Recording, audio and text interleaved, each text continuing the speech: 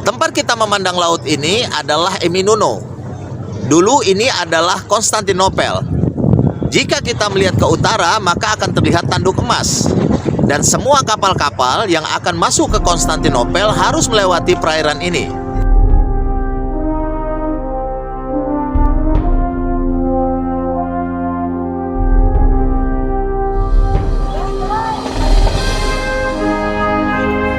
Hari ke-12, jalan-jalan di Turki selama 23 hari hanya dengan $300.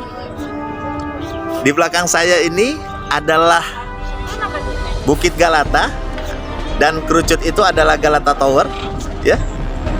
Dan kali ini saya akan menceritakan bagaimana strategi Muhammad Al-Fatih dalam menaklukkan Konstantinopel.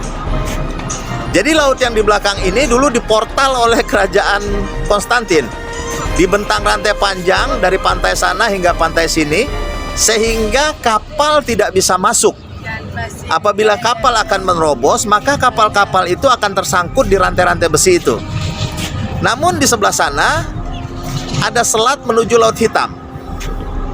Nah, Muhammad Al-Fatih membagi pasukannya saat menyerang Konstantinopel menjadi 3 kelompok. Dari darat, arah barat, itu dari Adrianopolis. Pasukan telah dipersiapkan 2 bulan sebelumnya. Kemudian dari arah selatan di Laut Marmara. Kemudian dari wilayah Tanduk Emas yang di belakang kita ini. Hebatnya, Konstantinopel ini memasang strategi bagaimana pasukan-pasukan yang menyerang mereka itu hanya dari satu arah. Sehingga pertahanan mereka bisa konsentrasi pada satu arah. Dan ini mirip strategi perang yang dilakukan Rasulullah SAW saat perang Uhud. Jadi Rasulullah menggiring pasukannya ke Bukit Uhud sehingga serangan hanya terjadi dari depan saja, tidak dari samping dan dari belakang. Dan ini adalah strategi perang yang gitu. Di Konstantinopel ini pun dilakukan. Sehingga laut ini diportal dengan rantai di bawah, rantainya besar-besar. Kemudian di Laut Marmara, pasukan Islam dapat dikalahkan di bagian sana. Dan dari bagian darat, dari Adrianopolis, mereka ternyata tidak bisa menembus benteng karena pertahanan benteng yang berlapis dan tebal. Walaupun saat itu Muhammad Al-Fatih ini menggunakan meriam yang sangat besar sepanjang sejarah, ya kan? The Great Cannon Bomba kalau nggak keliru namanya. Itu sekarang berada di museum di Inggris. Tapi ternyata meriam ini hanya mampu menembak 3 jam sekali. Karena kalau dipakai nembak terus akan panas dan pecah.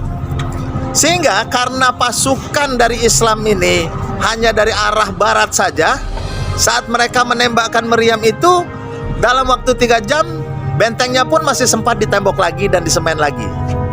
Maka Al-Fatih berpikir jika pasukannya bisa mendarat di perairan ini, bisa melintasi portal ini, pasti ini awal dari kemenangan. Maka pada tanggal 21 April 1453, Muhammad Al-Fatih melancarkan idenya yang sangat luar biasa gilanya. Dan sampai hari ini ide dari Muhammad Al-Fatih ini belum ada satu pasukan dan tentara pun yang mampu melaksanakannya. Yaitu kapal-kapal mereka didaratkan di pantai Galata sana, kemudian dinaikkan ke atas bukit dengan ditarik sepanjang 1,5 kilometer. Dan bukit itu tingginya 60 meter. Dalam satu malam berhasil melintas 72 kapal. Sehingga penduduk Konstantin pun pada tanggal 22 April itu histeris karena mendengar suara takbir dari Bukit Galata, dari Galata Tower. Dan di perairan mereka telah banyak kapal-kapal kaum muslimin dan berkibar panji-panji Islam di situ. Dan inilah awal kekalahan dari Konstantinopel. Karena dengan masuknya kapal-kapal ini ke perairan ini, membuat serangan dari pihak kaum muslimin ini memecah konsentrasi pertahanan Konstantinopel. Dan pada saat itulah tanggal 27 Mei, akhirnya benteng Konstantinopel berhasil dijebol. Kemudian pada tanggal 28 Muhammad Al-Fatih perintahkan seluruh pasukannya berpuasa. Pada malam tanggal 29 Mei-nya, mereka sholat tahajud bersama pada jam 1 malam. Kemudian keesokan harinya mereka melancarkan serangan dan akhirnya Konstantinopel pun dapat ditaklukkan. Jadi luar biasa pertahanannya, tapi luar biasa lagi serangannya.